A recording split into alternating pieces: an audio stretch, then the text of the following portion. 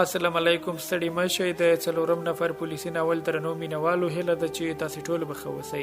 تاسو د تیری څلور وختمې برخې په پای کې اوریدلی و چې رامین د ادینا کور ته ورغی. ادینای په لیدو باندې بیخي تعجب کې شو او بیخي نه منله چې دا د رامین وسی. خو بل اخر رامین ورته اطمینان ورکړ چې دا څیره چې ته وینې رامین دی.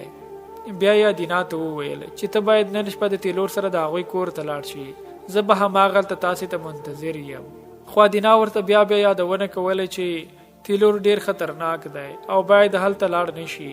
خو بیا هم ورته رامین د ورتګ ډاډ ورکاوه او ورته ویل چې نن شپه تر 11 بجو وروسته باید هلته لاړ شي.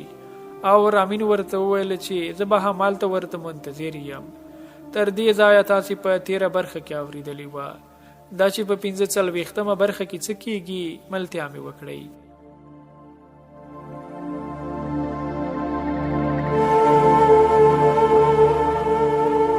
رامین وایي د شپې پر څه کم 10 بجې مې افسر لیندین ته ټلیفون خبر ورکړ چې کرومیټ ډبرې تیار دي. وروسته له فریدریک سره د سینټ فرانسیس کلیسا مخې ته ولاړم.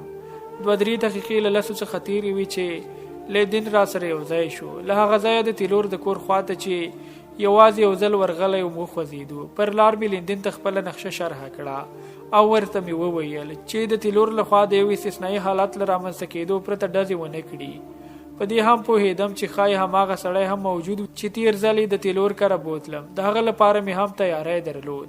د تیلور له کور سره مې فریدریک ته هم د اړتیا وړ لارښوونې وکړې.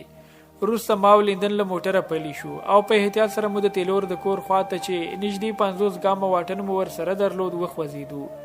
د کور د دروازې مخې ته چې ورسېدو ما زنګ وکړنګاوه. د زنګ غږ له کوره واورېدل شو. لیندین وویل فکر نه کوم څوک دی وي. ومې ویل څومره ښه تکلیف مو کمیږي.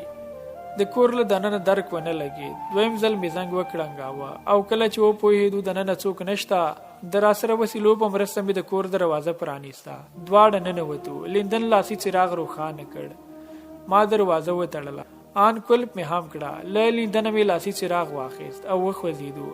هغه را پسې شو. په زینو کې پورته شو.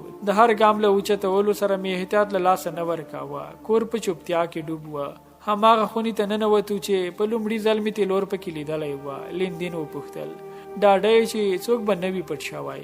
لنډ مې وخندل او ومې ویل دلته له ما او تا پرته بل څوک نشته او کوای هم تر زینو لاندې تر واک لاندې کولو.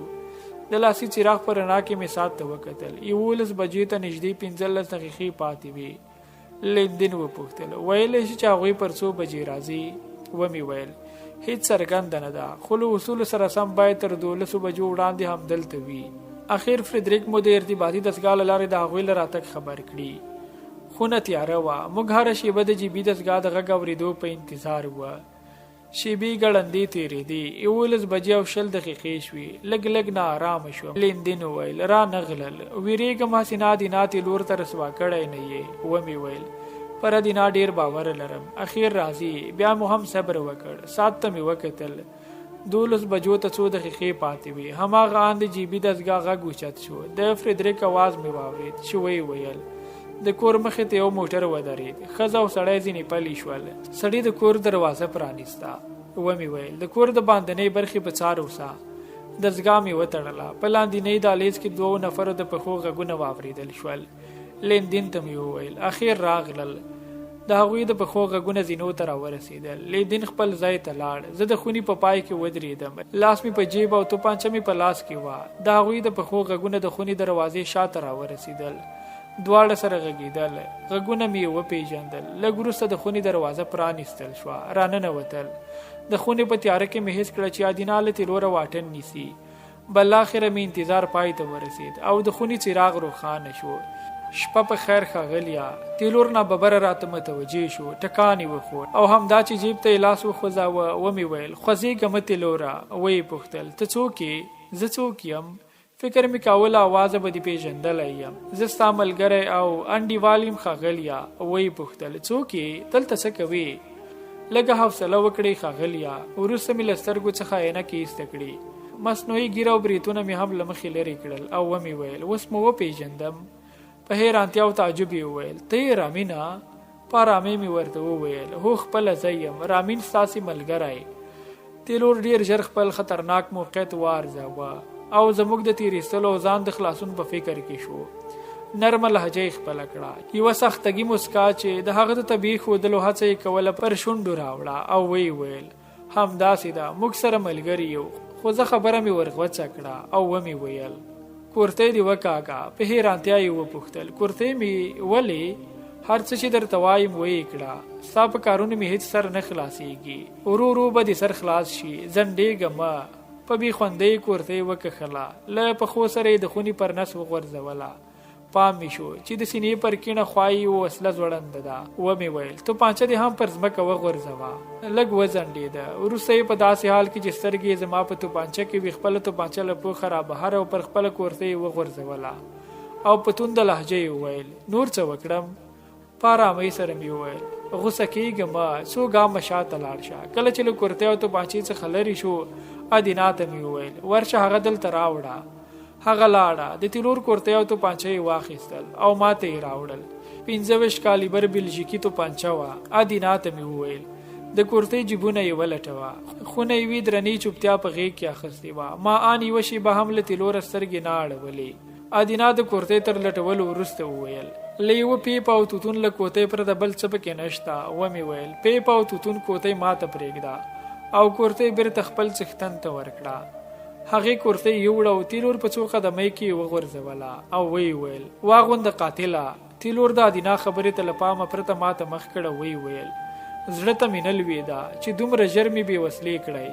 ومې ویل ښه ویلي دې وای چې زړه ته دې نه لوېده، دومره ژر په لومه کې ونښتې. کورتۍ یې واغوستله او په یوه لنډه خندا یې چې غوسه او نارامي ځینې احساسېده ویې ویل زه حیران یم چې ولې دې ځان دغه څېرې ته اړولی. ګیره بریتونه تورې عینکې شپې خولۍ بیخي بل ډول شوی یې. باور وکړه ومې نه پېژندې. نن سهار چې مې دې په ورځپاڼې کې د مړینې خبر ولوست دا مې هم ستا یو چال وباله. رښتیا چې ډېر هوښیار یې. کاپا فکر کوي CSI ته یې وروستی ضربه ورکړې ده. ښه اوس دې نیت څه دی؟ خامخه دې هر خوا سنجولې. ډېر بلا انسان یې. ومې پوښتل خبرې دې خلاصې شوې؟ په هماغه سختګي خندا یې وویل لکه چې ډېرې خبرې مې وکړې. هو تر ځان ډېرې. وګورم چې ما ته دې څه په نیت کې دي. CSI ته دې سپارم چې تر څو کلنۍ ځنډ وروسته دې دوسیا دویم پلار پرانیزي او د تل لپاره یې وتړي، ځکه نور دې اصلي بڼه څرګنده شوه. څه وایې رامینه اصلي بڼه کومه ده؟ هسې نه هوش دې بایللی وي. ومې ویل ستا په اړه ښایي. ادینا چې اړخ ته مې ولاړه ویې ویل ولې د دومره خبرو اجازه ورکوې؟ ستا د غولولو پلان جوړوي. ومې ویل پرېږده هر څه لري وبه وایي. ګورم څنګه پلان یې دی. د لیندین لکه چې هیر دی هغه هم دلته پټ دی. تیلور وویل زه ډېر بې عقل یم. خبره مې ورغوڅه کړه او ومې ویل همداسې د ښاغلیه ادینا دې باید ډېره وړاندې پېژندلې وای. د هغې په شان ښځه هم څوک په زور او ویره ملګرتیا ته مجبورولی شي. ویې ویل دا ادینا چې اړخ ته دې ولاړه ده روغه نشي تللی، خپله هم پوهېږي. اوس که مو نور نه یم په کار اجازه راکړې چې لاړ شم. مسکا مې وکړه ورته ومې ویل ښاغلیه له کومه راهیسې داسې خوندور غږېږي. ویې خندله. ویې ویل همداسې مې وویل اخر مې پاړې او پرېکړه نه کوئ.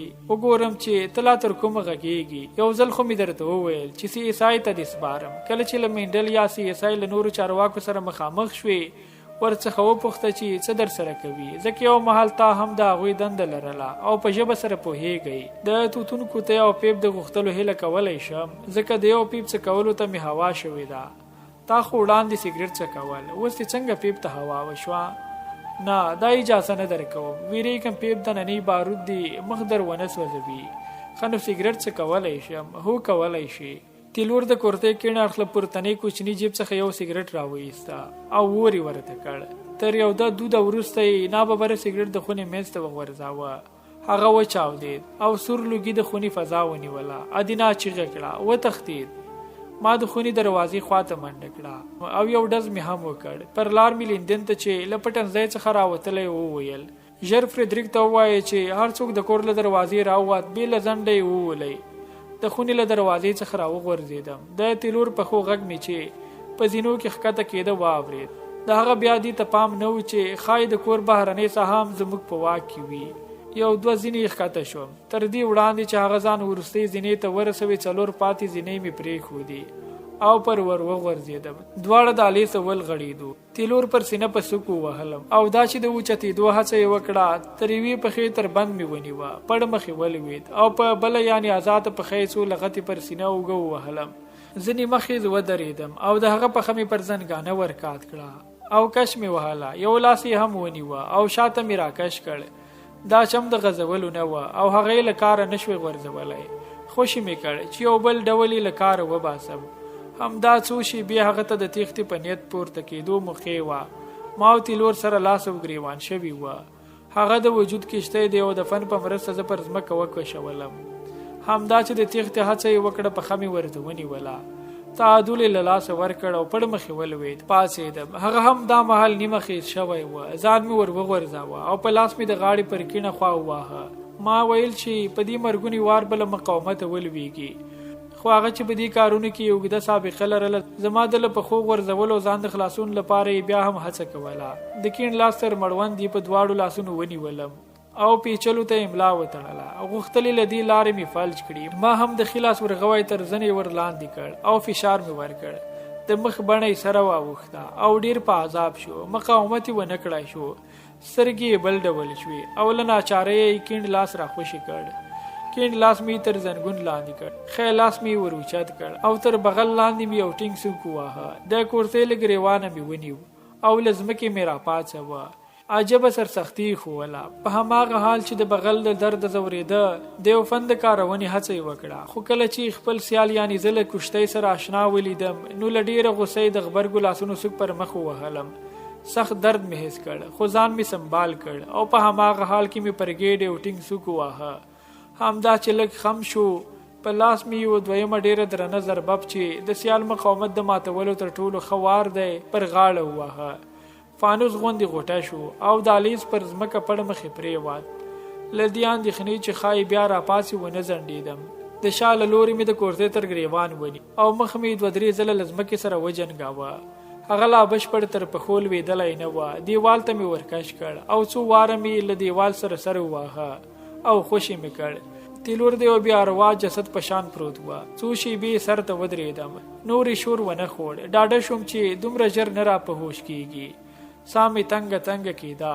د مخ هغه ځای چې په دواړو لاسونو یې پر وهلی وم خوږېدی. سر مې را اوچت کړ. لیندین او دیناب مې په زینو کې ولاړ ولیدل. لیندین راښکته شو او ویې پوښتل ته خو به سم یې؟ ومې ویل هو ژر کوه. فریدریک ته ووایي چې موټر د دروازې مخې ته راولي. وروسته مې ادینا راکش کړه. ومې ویل ورته وګوره دا هماغه تیلور یعنې خطرناک حیوان دی چې زه دې ځینې ویرولم.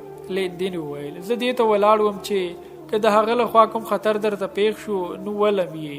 خپله توپانچه مې له جیبه راوکښله. ومې ویل ما خپله همدا کار کولی شو خو زما هڅه د هغه د ژوندي پاتېدو لپاره وه. فریدریک ته خبر ورکړئ. ویې ویل ولې وا دې نه اورېدل؟ ځواب مې ورکړ تا ته مې پام نه وه. هماغه ان فریدریک د موټر د تیارېدو خبر راکړه. لیندین ته مې وویل ته زما تر بیرته راتلو پورې د فریدریک په مرسته تیلور موټر ته یوسه. په زینو لوړ وختم. خونه لا هماغسې له سره لوګي ډکه وه. په زحمت مې د خونې پای ته ځان ورساوه. د تیلور توپانچه پیپ او د توتون کوتۍ مې راواخیسته او راووتم.